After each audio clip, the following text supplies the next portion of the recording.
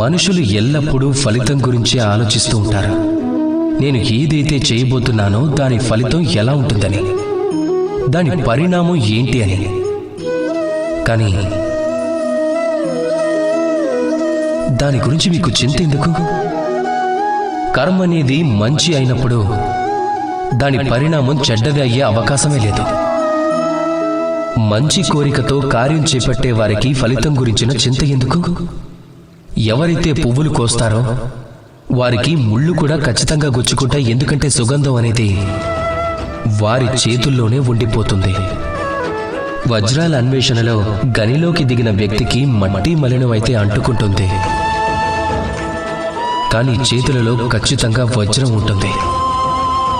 అందుకోసమే మంచి భావనలతో కర్మని చేయండి.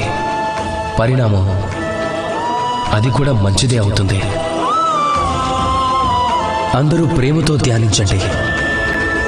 రాధా కృష్ణ.